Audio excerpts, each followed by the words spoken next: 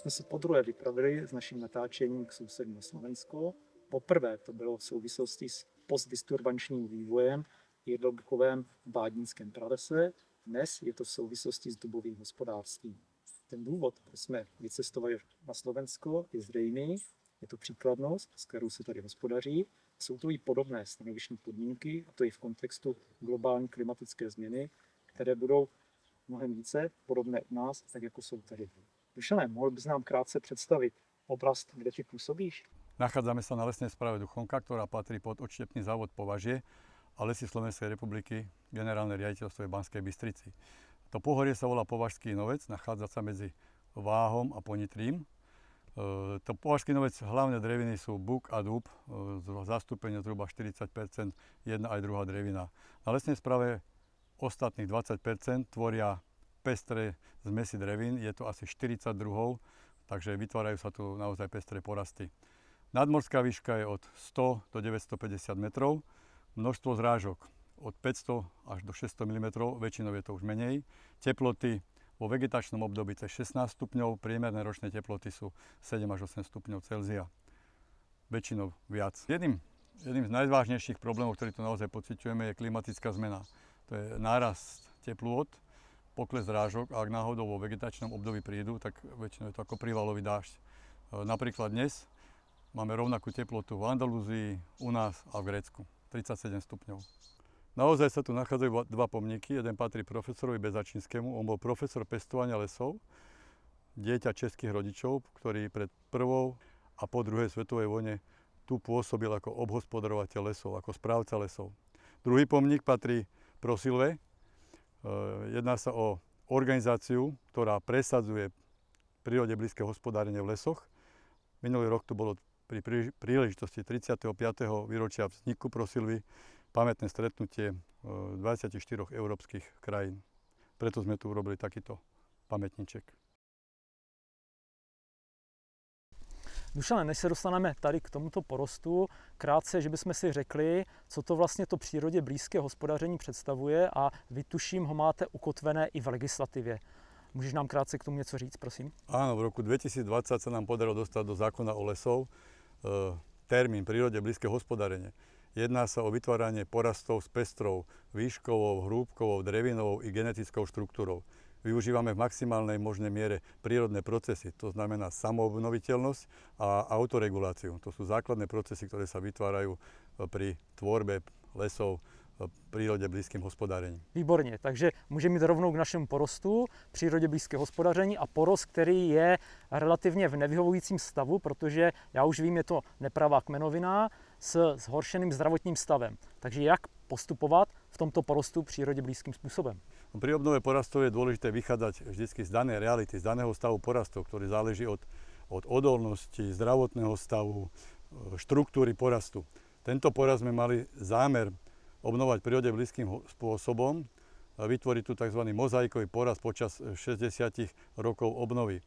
Lenže vždy človek musí prehodnotiť tú situáciu a ten stav, ktorý sa počas 10, 15, 20 rokov v tom poraste vyskytne. My sme museli z tých skupín odísť z toho dôvodu, že sa nám začal porast rozpadať, ako vidíme na tých duboch, sa rozpadajú koruny. Je to vplyvom sucha, tepla, imelovca, podkorného hmyzu.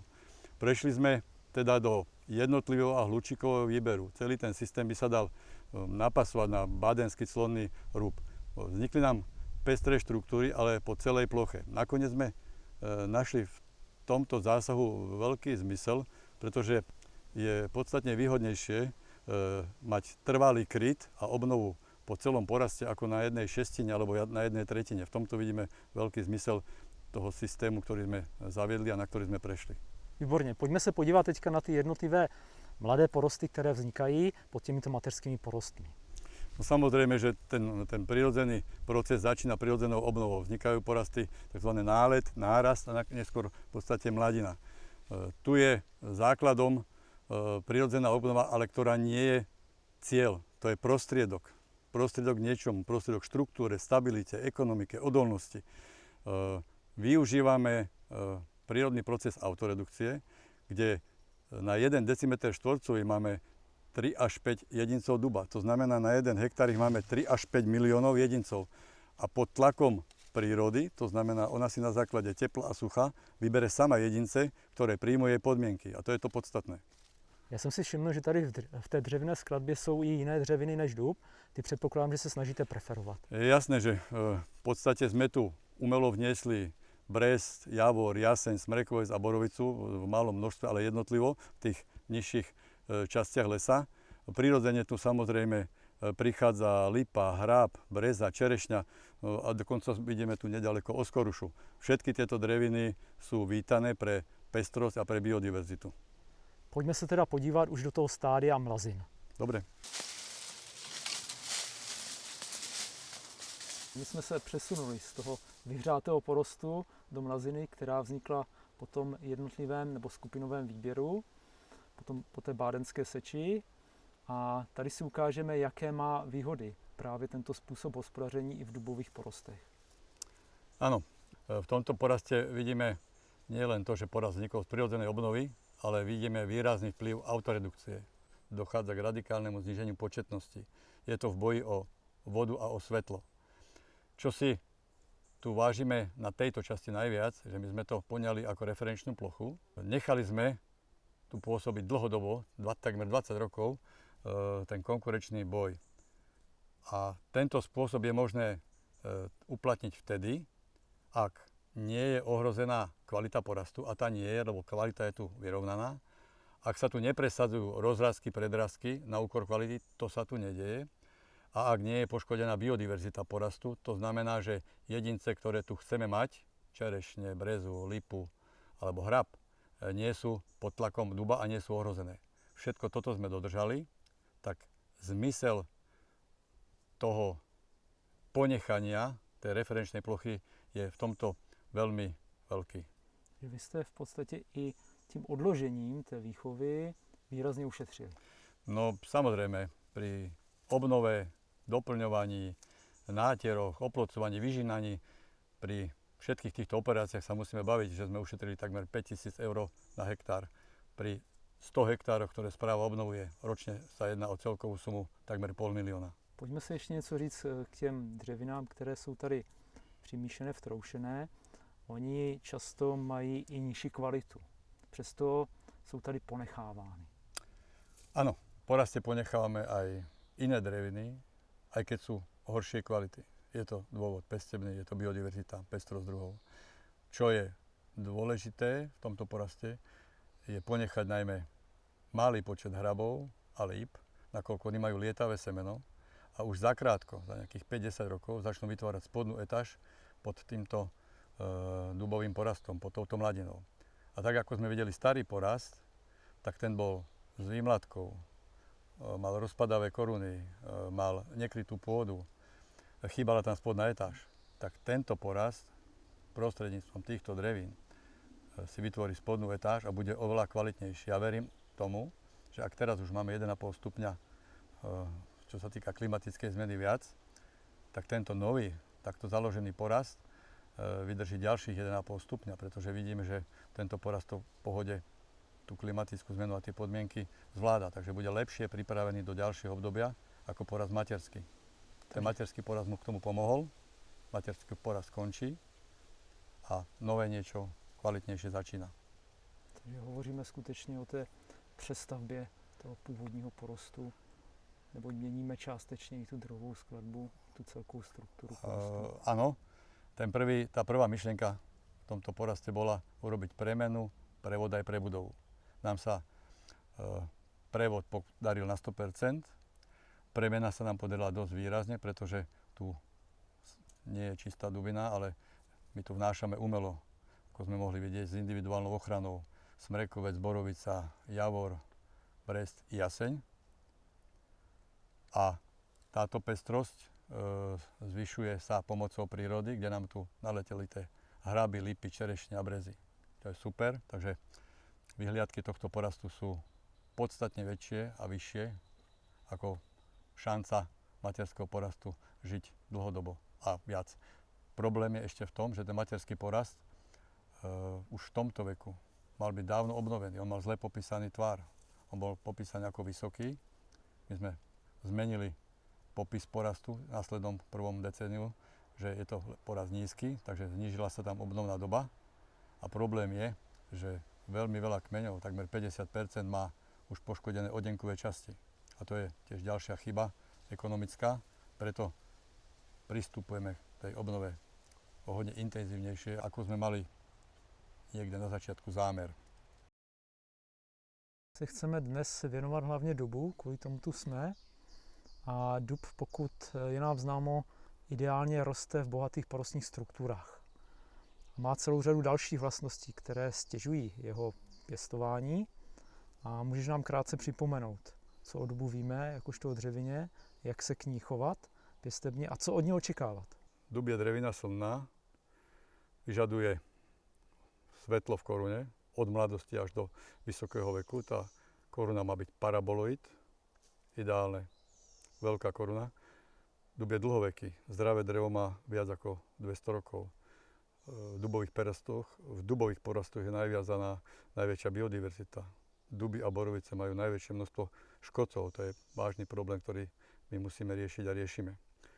Ale napriek tomu má zmysel robiť pre dub, pretože vidíme tie kvalitné kmene, pretože duby zo semena nám prinášajú významný ekonomický efekt a hodnotu a tu nesmieme opomenúť.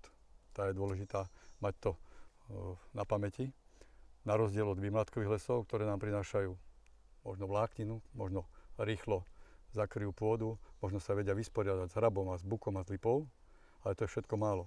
Neprinesú nám hodnotu. A v hrubnom veku, ak je stanovené zle hrubná doba, nám prinášajú problémy. Tie výmladkové porasty majú, okrem tých výhod, ktoré som spomenul, že oni sú geneticky fajn, často sú pôvodné na tej lokalite aj 100, aj 200 rokov, no ale majú vážny problém, ak sa dostanú do hrubného veku a ten vek je vysoký, zle určený, tak dochádza k rozpadu porastov, strate fruktifikácie, napadaniu škodcami a to sú problémy, ktoré majú naozaj ťažké riešenie potom. My tady určitě ještě s tou adaptabilitou vůči klimatické změně je určitě důležité připomenout to, že pokud ten porost je ze semene, tak zase skýtá určité výhody, protože vlastně probíhá to, že vlastně ten nový jedinec vzniká tím, že se spojí dva samostatní jedinci, na rozdíl od toho jedince, který vzniká tou vegetativní cestou, kde vlastně to je pokračování toho jedince, který vznikal v době, kdy to klima bylo zcela jiné. No, áno, je to veľká chyba, pretože tie jedince výmladkové sú testované pred 150 alebo 200 rokmi. A vtedy bola iná klíma, iné podmienky. A ten jedinec sa zachováva. A to, čo si povedal, že naozaj, že tie dva jedince a nový test prírody je dôležitý. Preto je tá obnova zo semena a preto sú takéto kmene dôležité a to je zmysel tých dubových porastov. My sme mali 75% dubových porastov na Slovensku výmladkových, čo je strašne veľa. Na dube je dôležitá veľká koruna. Má byť paraboloid a je dôležité, aby nebolo do koruny, aby do koruny nevrastali tie výchovné dreviny. Najmä buk má takúto schopnosť, pretože vytvára tzv. Syndrom prázdnej koruny. To znamená, že listy sa nachádzajú po obvode koruny, ale chýbajú v celom tom priestore koruny. A to je vážna chyba.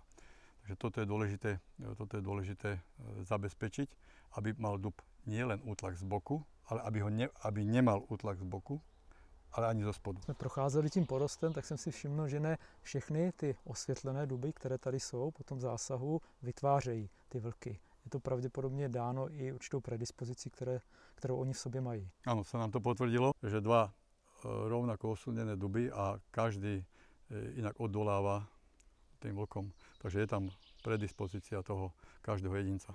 Nejaká genetická vlastnosť. Pojďme si ještě něco říct k jednoduchým pravidlům a k číslům, která jsou spojená s tím přírodě blízkým hospodařením, a to nejenom možná v dubových porostech. Často sa zamýšľame nad tým, že či máme tu výchovu tej koruny a toho jedinca správneho. A je také pravidlo, hrúbka kmeňa decimetroch krát 3.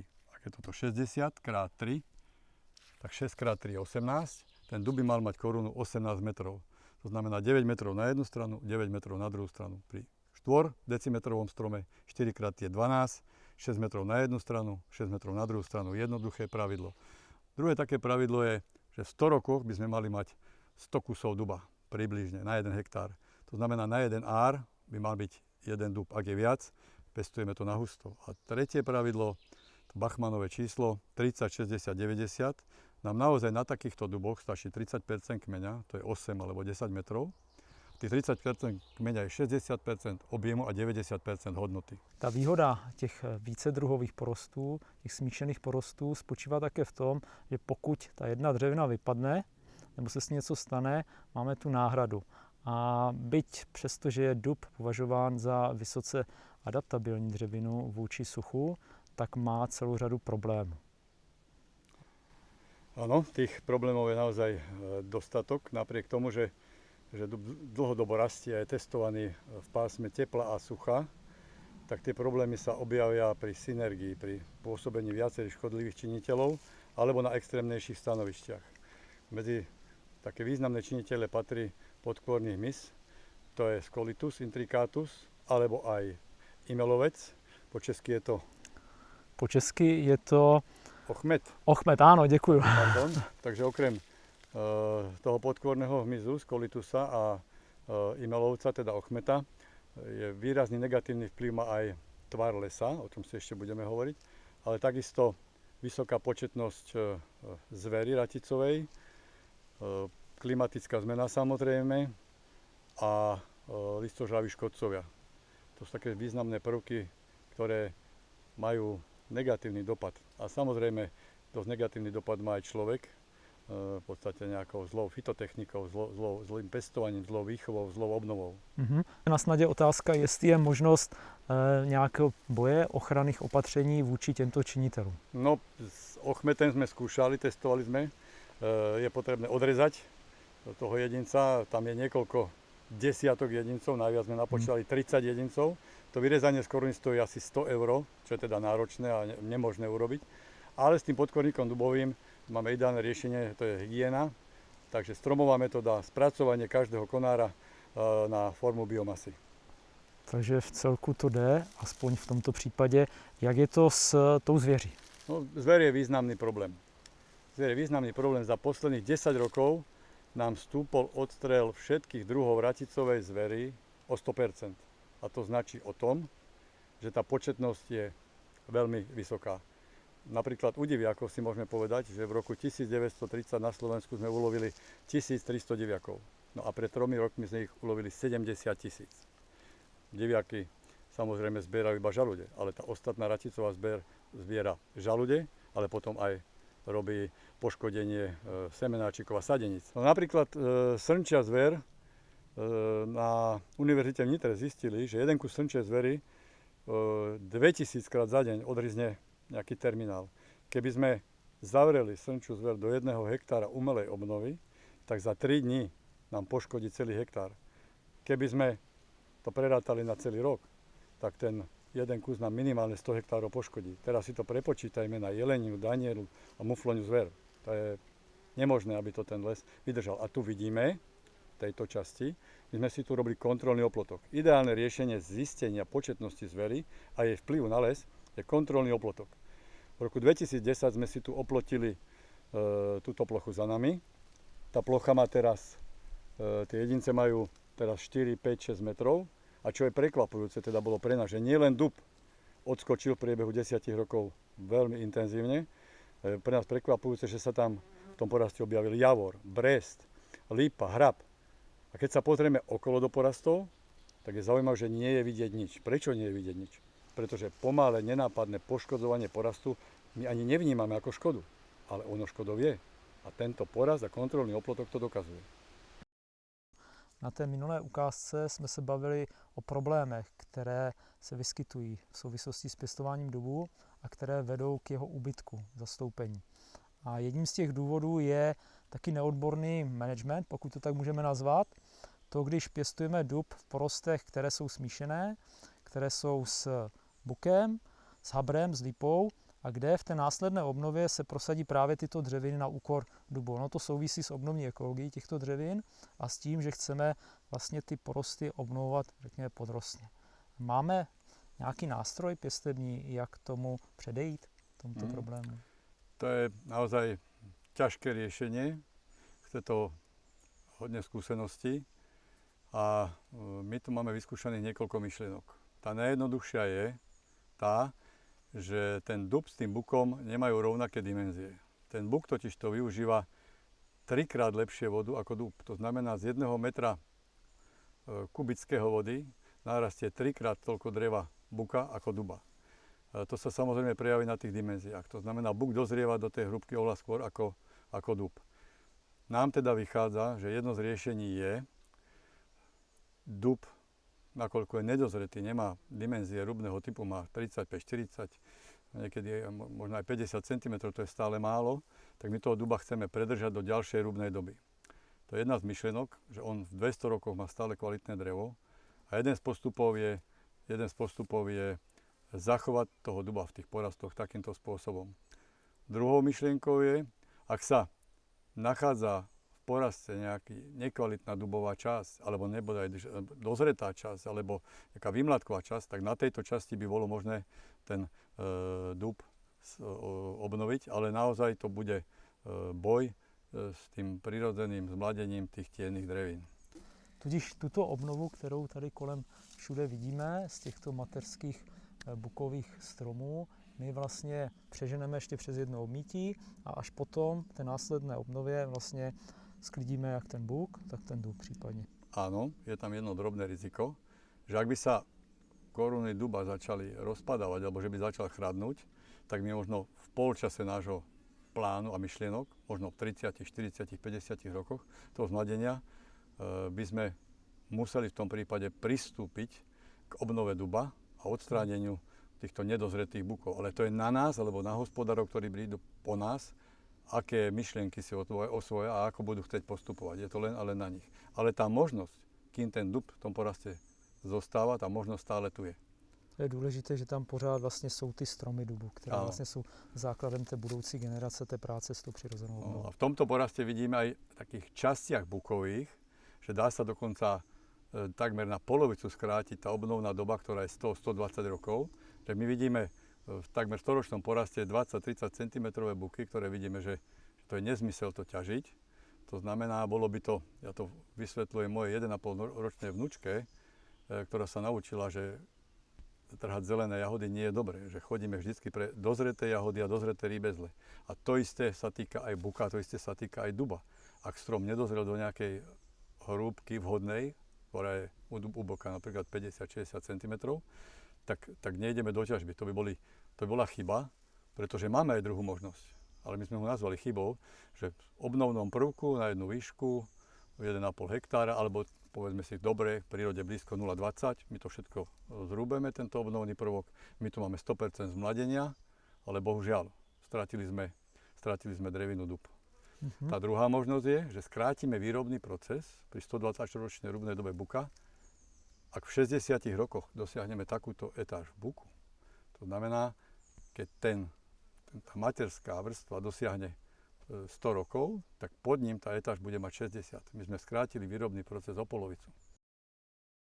Dušane, ty už to v úvodu naznačil. Zde ty porosty jsou poměrně pestré a najdeme zde jak porosty vzniklé výmladkově, tak porosty vzniklé generativní obnovou. Také porosty lišící se v té vlastní struktuře, protože jsou zde porosty čistě dubové a porosty, které my současně stojíme, kde je přítomná i ta druhá etáž z jiných dřevin, jako je haber, jako je lipa. A každý ten typ porostů vyžaduje odlišnou pěstební péči. Áno, máš pravdu. Pri rôznych porastoch, pri prírode blízkom hospodárení uplatňujeme rôzne výchovné a obnovné postupy. V poraste zo semena, ako je tento, vysoko kvalitný, je výbornou vecou, že sa tu nachádza hrab, lipa, javor, jaseň v etáži, ktorý kryje kmene. Tie kmene sú mimoriadnej kvality. Napriek tomu, že ten porast má iba 70 rokov, tak dosahuje dimenzie niekedy už rubného veku. Túto kvalitu mu spôsobujú a vytvárajú presne tie dreviny hrab, lipa. Jednak pomáhajú opadom, jednak kryjú kmeň, jednak chladia pôdu. Tieto všetky prvky spôsobujú to, že sa jedná o zdravý, kvalitný porast. Samozrejme je dôležité, že ten porast vznikol zo semena.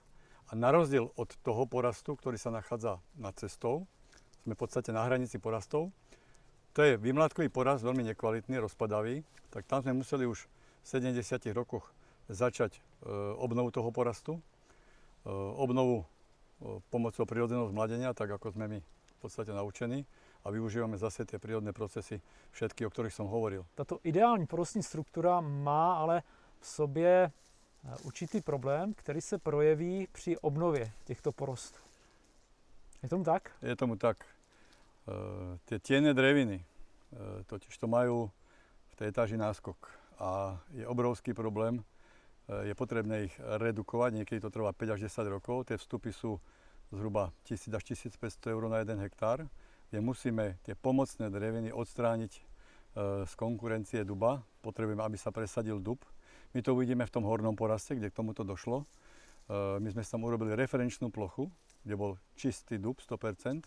A po 3 rokoch my uvidíme na záberoch kamery, že tam v podstate sa úplne presadili tie pomocné dreviny, lipa, hrab a v podstate prerastli toho duba. A to nie je žiaduce. Na referenčnej ploche je to poučné, to je fajn, ale keby to bolo v celom poraste, tak ja mám obavy, že zastúpenie duba by možno nedosiahlo ani 10%. A týmto zanedbaním výchovy v podstate strácame na Slovensku vysoké percento duba, o ktorom ešte budeme hovoriť. Půjdeme se tam podívat, Jasné. jak to vypadá. Dušan lesník dneska už ví, že ten les nejsou jenom stromy, ale i celá řada dalších užitků, které poskytují. A nebo taky jinak se na to můžeme dívat, že pokud člověk nepečuje i o ty ostatní složky ekosystému, tak ta užitnost toho dřeva nebude dlouhodobá. My tady můžeme pečovat o biodiverzitu, o půdu, o vodu, zadržování vody v krajině. A my už jsme tady viděli mraveniště, mravenci pomáhají v biologickém boji proti škůdcům, slyšeli jsme tady ptáky, ponecháváte tady doutné stromy. A na tebe otázka, jak vy pečujete o půdu a o vodu. Práve za 3 týždne sa rozbehne projekt vodozádržných opatrení, ktorý robíme cez Interreg v spolupráci s Českou zemědělskou univerzitou v Prahe, Lesnickou fakultou, ako aj s Lesmi Českej republiky. To je vybudovanie niekoľkých desiatok hrádzok, hrablí, drevených hrádzok, to znamená, dokopy sa jedná cez 100 vodozádržných opatrení, ktoré pokladáme za veľmi dôležité. Tvrdím, že sú to hniezda záchrany, ale čo sa týka vodozádržnosti, je najdôležitejšia pôda. Pôda, ktorá dokáže v 1 metri kubickom zachytiť 100 až 400 litrov vody. Pôda, ktorá je trvale krytá 1 alebo 2 etážami, pretože takáto pôda nikdy nevysychá a takáto pôda je pripravená aj na výdatné zrážky, ktoré prichádzajú v letnom období. Tá myšlienka zdravej pôdy, ktorá je v zdravom lese, štrukturovanom, s pestrým zložením drevín, je naozaj podstatný prvok vodozádržnosti. Tady vidíme tu krásnou provázanost, jak to všechno souvisí se vším a jak ten ekosystém je potřeba chápat jako jeden ekosystém. Určite áno. Voda najviac ovplyvňuje pôdu aj úrodnosť a úrodnosť pôdy najviac ovplyvňuje zadržanie vody. To sú tak prepojené interakcie vzájomné, že je to až udivujúce, ale takto to naozaj v prírode a v lese funguje. Budeme teďka trochu odzumovat ten les a podíváme se na něho z krajinného hlediska. Máme tady les v té krajinné mozaice a jak funguje ten les z hlediska té vodohospodářské funkce. Úplne geniálne. Takmer všetky potoky, potôčky, rieky v Československu pramenia v lesoch.